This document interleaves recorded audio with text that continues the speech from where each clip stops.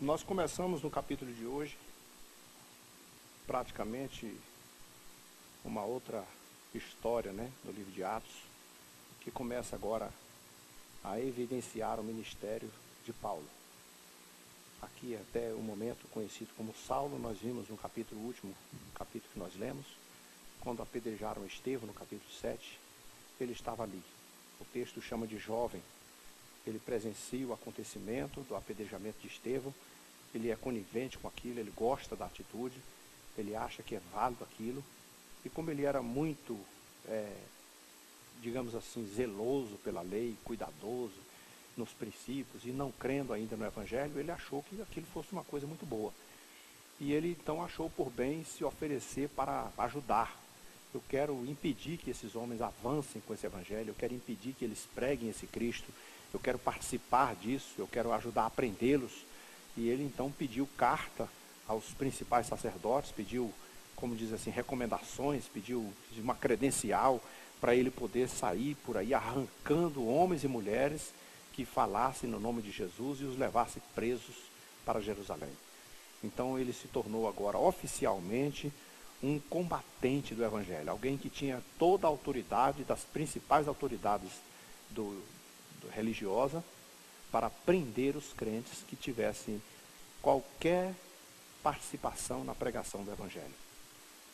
E é claro que isso, ao longo do tempo, isso se tornou um terror, A gente vê a coisa assim passando muito rapidamente, mas percebe-se que isso não foi assim de uma noite para o dia. Ele não viu isso e já foi pegando, já foi entrando para Damasco, não.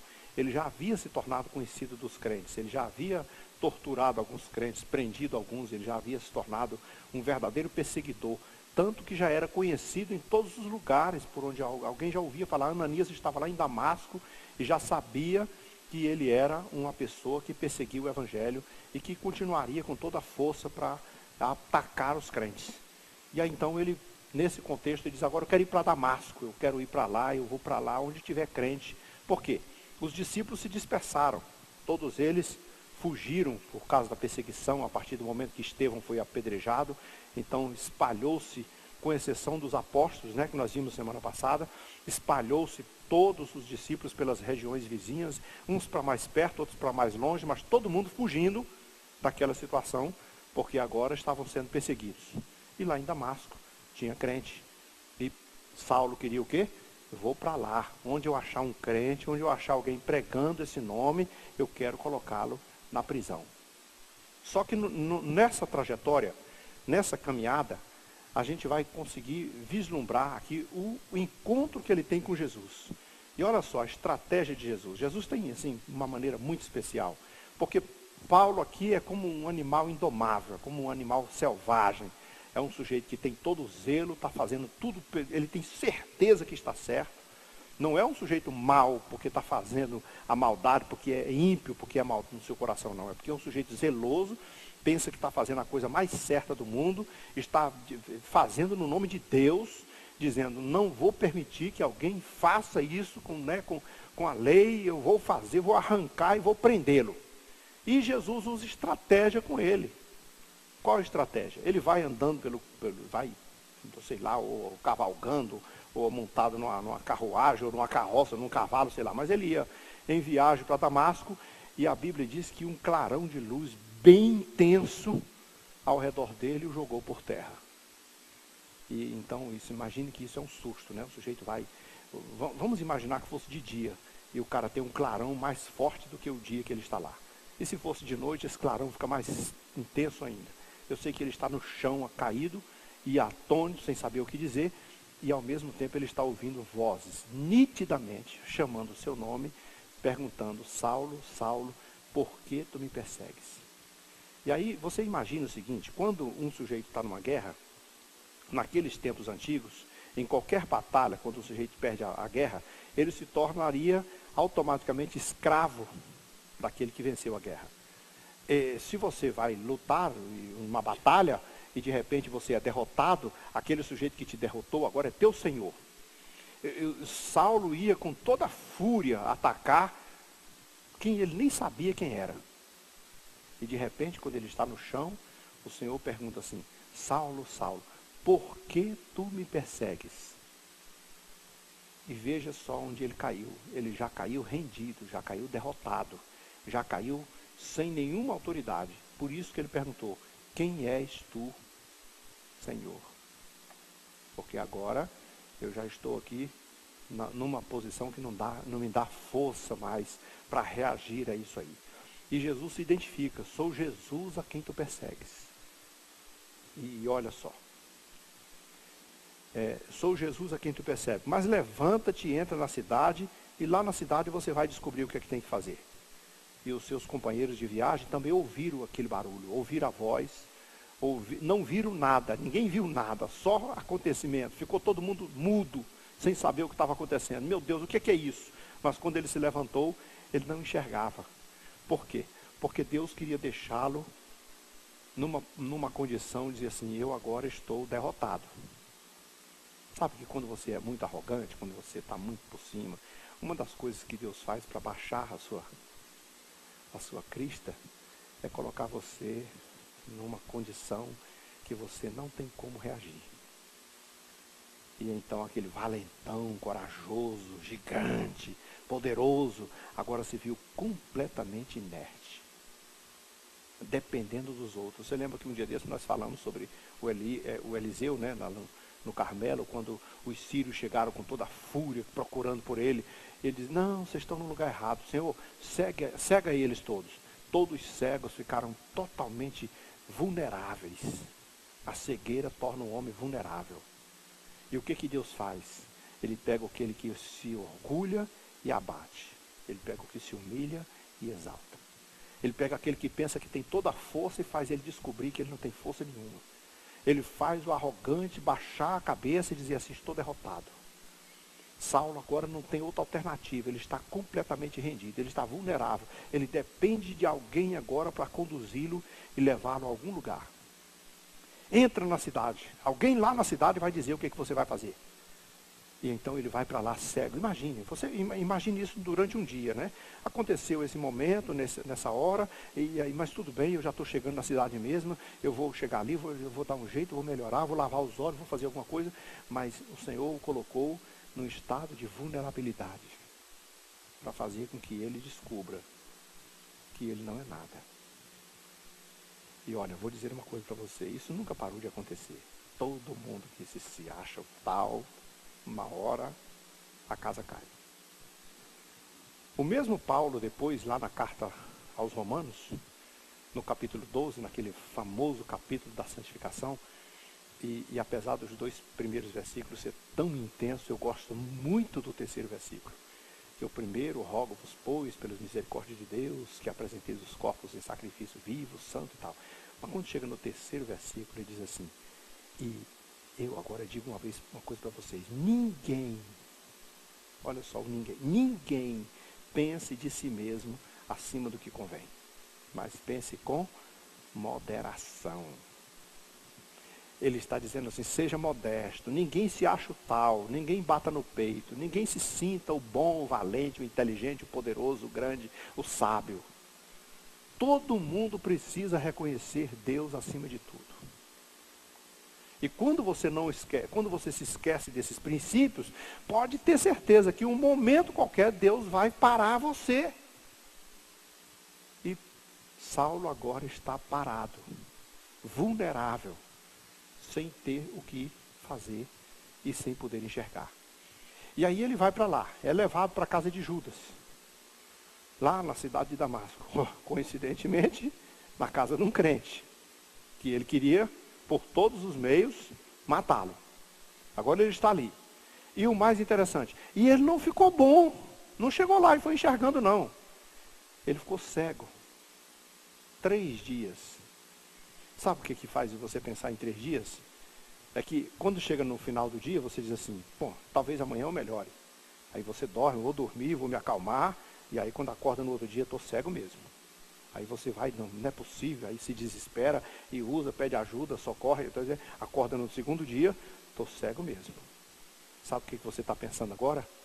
A minha vida acabou, eu virei um cego, eu sou inválido, eu sou perdido, eu sou acabado, eu não sou mais nada, eu sou um derrotado, eu sou um fracassado. Agora eu vou depender dos outros a vida inteira. Alguém vou ter que usar bengala, vou ter que carregar, as pessoas vão ter que fazer as coisas para mim. Eu agora vou ficar vulnerável. O resto da minha vida eu sou cego. É assim, quando o sujeito tem que ser, vamos dizer assim, colocado por Deus no seu devido lugar, quando ele tem que ser, vamos dizer assim, pressionado, porque ele está se sentindo bom demais, e grande demais, e poderoso demais, e Deus precisa dele. Então Deus diz assim, eu vou fazer você precisar de mim. E como ele vai acreditar em Deus, se tudo acontecesse na mesma hora, se tudo resolvesse no mesmo dia, talvez não fosse tão bom, mas Deus deixou ele ali parado, pensando. E o texto diz que durante esses 3 dias que ele ficou cego, ele também não comeu. Ele jejuou. Porque ele também era um homem que temia Deus. Ainda que ele estava fazendo uma coisa ruim para o Evangelho, mas ele não sabia até o momento. Ele pensava que estava fazendo certo. E Deus queria ter um momento de diálogo com ele. Mas você sabe qual é o melhor momento de diálogo que Deus tem conosco? É quando ele nos para. Quando ele nos coloca no lugar. Uma vez eu fui conversar com uma pessoa que estava paralítico. Ele sofreu, tetraplégico na verdade. Ele sofreu um acidente de carro e ficou sem andar. E deitado numa cama, revoltado com o mundo todo. Por que eu sou um homem trabalhador? Por que aconteceu isso comigo? E aí depois a gente foi conversando e eu descobri que ele era uma pessoa que sabia do Evangelho, ele conhecia Deus. E eu disse, talvez Deus quisesse conversar com você e você não deixou. Talvez ele queria bater um papo contigo e você não parou. Então, agora que você está parado mesmo, não tem para onde ir, não pode correr para lugar nenhum, que tal conversar com ele agora? Que tal ouvir o que ele tem para dizer? E aí a conversa ficou assim um pouco mais, realmente, eu sei que Deus tentou me chamar, eu sei que Deus tentou conversar comigo, eu sei que eu sempre priorizei os meus interesses próprios e não dei ouvido à sua voz. Então, às vezes a gente tem que se perguntar, por que eu fui parar no hospital? Por que eu tive isso? Por que eu tive aquilo? Deus quer conversar com você. Quando Deus tem um plano com você, quando Deus tem um propósito com você, Ele faz algumas coisas exatamente no momento que nós estamos priorizando tudo, menos Ele. Porque nós temos essa tendência, irmãos. Muitos de nós valorizamos muito mais a vida, o lazer, a bonança, a tranquilidade e tal. Outros de nós valorizamos muito mais o trabalho vale mais do que tudo, é mais importante trabalhar do que qualquer coisa. Ora, o trabalho é importante, o lazer é importante, o descanso é importante, tudo é importante, mas é preciso que nós entendamos uma coisa, Deus é mais importante. Deus é maior. Nós estamos aqui por causa de Deus, existimos por causa de Deus, respiramos por causa de Deus. Por que então não valorizamos a Deus? Por que não deixamos Deus se pronunciar e dizer o que Ele pensa de nós? Então, quando ele está lá nesse momento, 3 dias sem comer. E o texto diz assim, nesses 3 dias, ele não comeu e nem bebeu. O sujeito está de jejum absoluto, nem água ele tomou. E continua cego. Aí de repente, o Senhor que tem toda a instrumentalidade, né? O Senhor tem tudo na mão. O Senhor tem pessoas, e o Senhor não trabalha sozinho, ele usa pessoas. Quando o Senhor o derrubou na estrada, é porque se o Senhor usasse pessoas naquele momento, ele não acreditava, ele não temia homem. Ele não temia pessoas. O Senhor não precisava. Se fosse para falar com um de nós, quem sabe usasse uma pessoa e dissesse, fulano, você, mas com um sujeito como aquele, não. Se algum crente aparecesse para pregar para ele, era mais um preso. Ele não temia pessoas. O Senhor apresentou-se pessoalmente para derrubá-lo, para deixá-lo vulnerável. E agora? Agora você vai precisar das pessoas. Daquelas pessoas que você está perseguindo. Vai, fica aí na casa do Judas, aí orando e jejuando, sem comer e sem beber, até eu resolver que vou te estender a mão. Aí o Senhor chama Ananias. A Bíblia diz que tinha em Damasco um discípulo chamado Ananias. E o Senhor lhe chamou numa visão.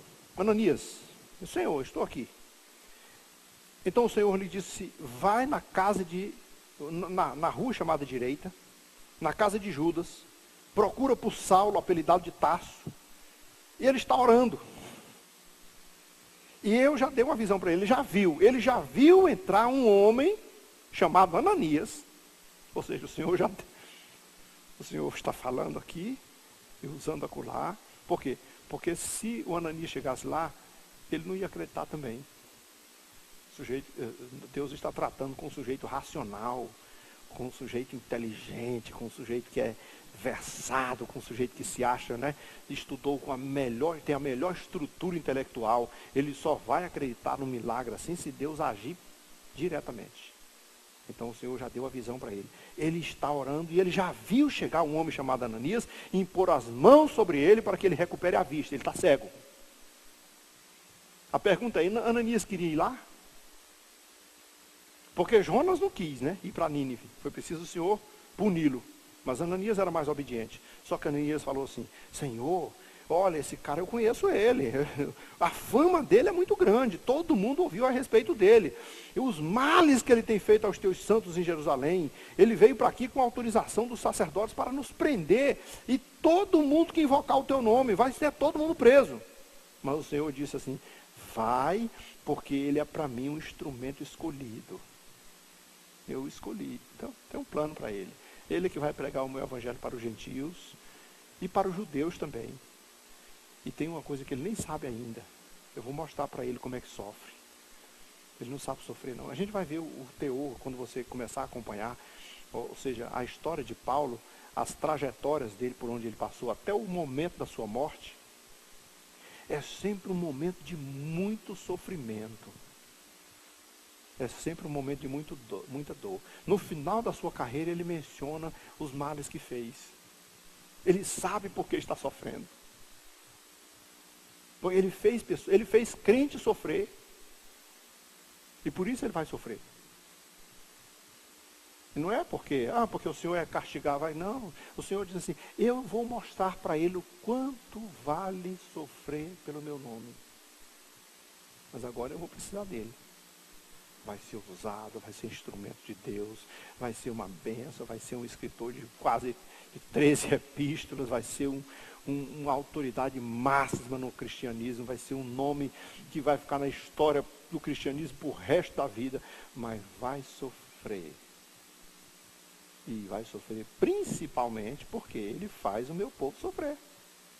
Quem planta, colhe. Tudo que o homem semear, ceifará. É uma coisa que não tem para onde correr. Então ele é meu escolhido. E eu lhe mostrarei o quanto lhe importa sofrer pelo meu nome. Então Ananias foi, conforme a instrução. E quando chegou lá, já foi impondo as mãos sobre ele, chegando. Olá, como vai? Irmão Saulo, irmão. O Ananias já tinha uma consciência. Deus já fez uma obra lá. Se está me mandando lá, já trabalhou na vida dele. Não é Saulo o sábio, não é Saulo o senhor da sinagoga, não é Saulo o homem responsável pelo sacerdócio e pelo governo, seja lá por quem lhe deu autoridade. Não, é Saulo, irmão. Eu vim aqui orar por você. Eu vim aqui pôr a mão na sua cabeça. E eu vim aqui, olha só, ele impôs as mãos sobre ele e disse, Saulo, irmão, o Senhor me enviou. Mas antes eu vou dizer, sabe qual foi o Senhor? O mesmo que te apareceu ali há pouco e te colocou nesse estado aqui. Foi ele que me mandou aqui. Ou seja, Saulo vai ter que descobrir que o homem, aquele que ele estava perseguindo os crentes, que ele estava atacando os crentes, prendendo os crentes, que estava pregando a Jesus, o que Deus está mostrando para ele, o que Jesus está fazendo com ele, é dizendo assim, olha, esse povo não está pregando de graça, não. Esse povo não é um povo jogado para as cobras, não. Esse povo está pregando o meu nome. Eu existo e estou aqui. É a mim que você enfrenta. É comigo que você guerreia. Tocou nele, tocou em mim. É o povo meu. São meus. É a mim que você vai prestar conta agora. Quando ele caiu no chão e disse, quem és tu, Senhor? Jesus se apresentou. Sou Jesus a quem tu persegue. Agora, Ananias chega lá e diz assim, o Senhor me mandou aqui. Qual Senhor? O mesmo Senhor que você chamou lá na estrada. Quem é o Senhor? É eu, Senhor. É esse mesmo Senhor que te apareceu ali. Foi Ele que me mandou aqui. E o Senhor tem de muito... Ananias, porém, respondeu o Senhor... mas o Senhor lhe disse... Onde é que eu passei uma página? O Senhor me mandou pelo caminho para que recuperes a vista. Foi o Senhor que me mandou. E imediatamente, eu fui orando sobre ele, e imediatamente lhe caíram dos olhos, assim como se fossem umas escamas, e ele tornou a ver. Agora ele sabe. Ele tornou a ver, mas ele já sabe. Há um Senhor. E ele está aqui. E ele realmente tem autoridade. E ele realmente tem o poder de abater e o poder de levantar. Porque ele tem o poder de cegar e tem o poder de fazer ver de novo. Tem o poder de matar e tem o poder de destruir. Tem o poder de abater, de fazer humilhado e tem o poder de exaltar. É ele que tem o poder na mão. Ele é a autoridade máxima.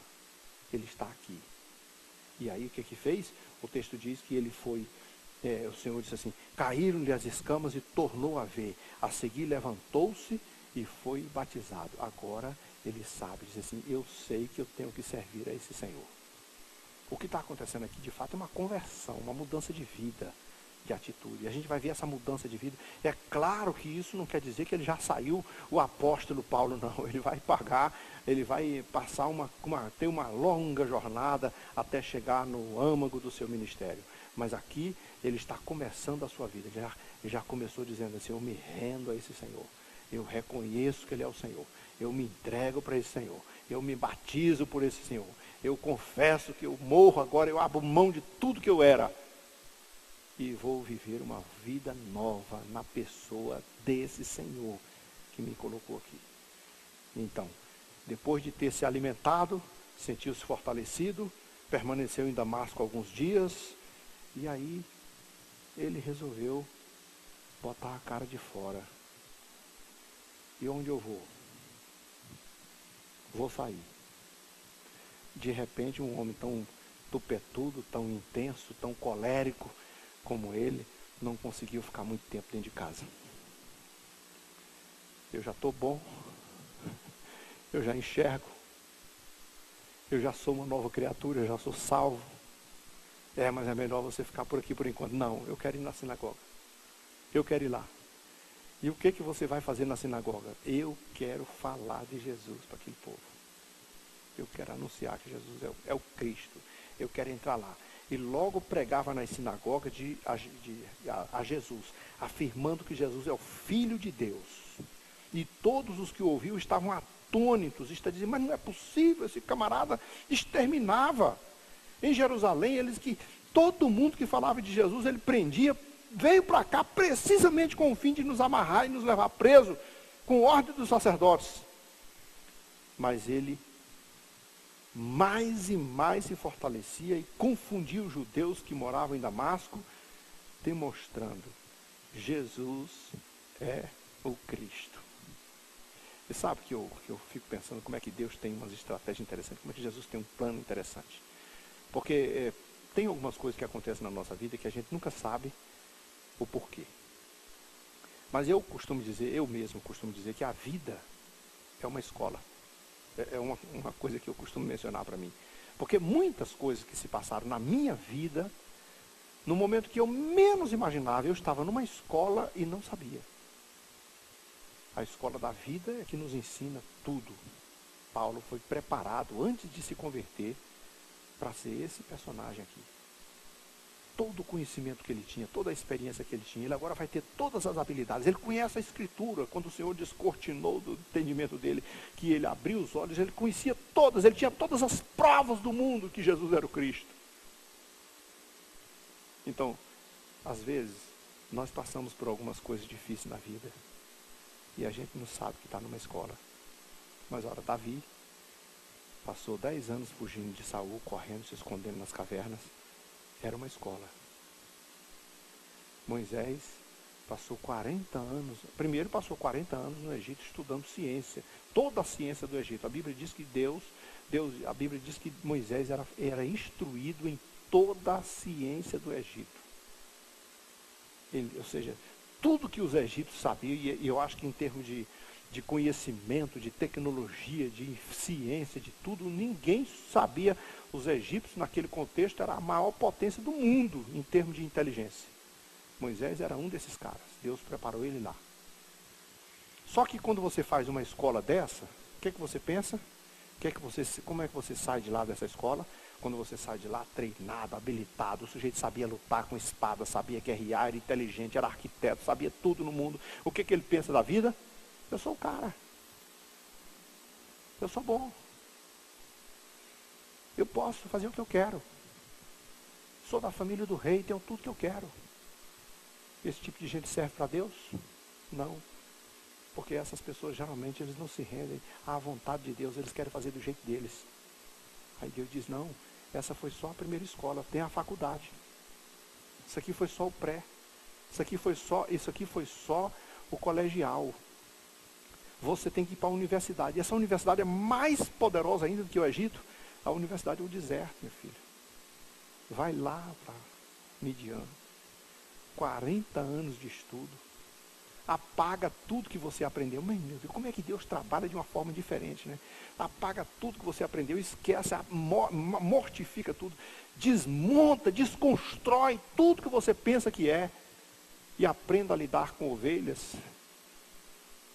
Porque quem sabe lidar com ovelhas vai saber lidar melhor com gente. Porque são animaizinhos vulneráveis, sensíveis. Aí quando ele está lá pensando que não sabe mais nada, o Senhor diz, agora eu quero. Volta lá para o Egito. Mas eu não sei de mais nada. Mas agora está no ponto.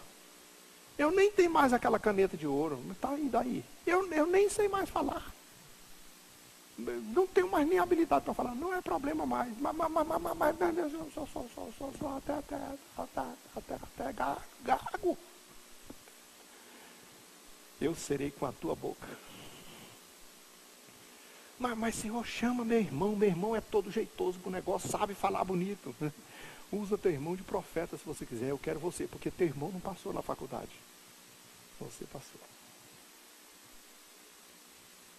Aí ele foi lá, aí ele agora tinha toda a experiência do deserto, toda a experiência do Egito, para pegar aquele povo e passar a terra prometida, e entrar 40 anos a mais no deserto e conduzir o povo. É uma escola, a vida é uma escola. Então, Saulo está numa escola agora, e ele ainda tem escola, ele ainda tem a faculdade também. Deserto, todo mundo tem que passar. Provações, lutas, todo mundo tem que passar. Ele passou lá, foi treinado, foi habilitado, foi versado, aos pés de Gamaliel, tinha toda a coisa, se formou, era fariseu, doutor da lei, tudo que podia ser. Mas tem o deserto, meu filho. Tem a escola é completa, tem que fazer uma formação, uma graduação. Você não tem a graduação, você vai fazer. Se achar por bem, ainda coloca no mestrado, doutorado, mas você tem que se preparar, porque eu preciso de você pronto. Então, quando o Saulo entrou na sinagoga, era um cara que tinha se convertido na semana passada, mas não era leigo. Era um sujeito que entrou ontem, mas tinha o dom da palavra.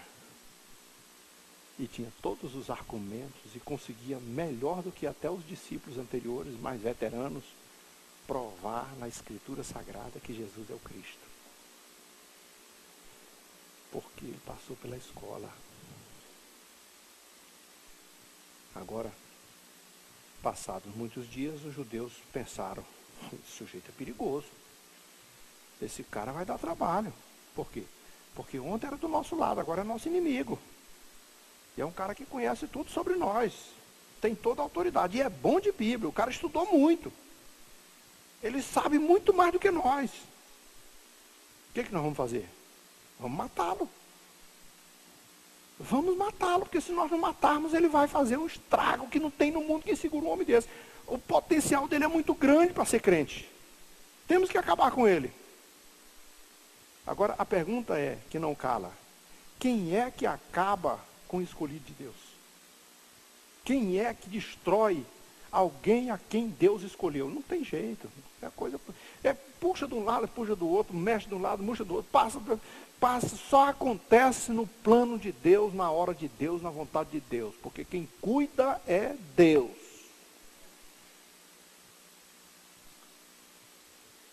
Os planos chegaram ao conhecimento de Saulo, e dia e noite eles guardavam as portas, eles trancavam as portas para o matarem. Tinha tanta gente espreitando por tudo quanto é lugar, mas os discípulos arrumaram um jeitinho. Não, Paulo, no começo vai ser assim mesmo. Tomaram ele, colocaram num cesto e desceram pela muralha e some no mundo, porque você ainda tem muita coisa para aprender, mas no momento a missão é essa. Nós corremos muito de você, agora você também vai aprender a correr. Amém? Bom, vamos parando hoje. Amanhã, na outra semana, a gente continua. Né? Tem mais aí pela frente.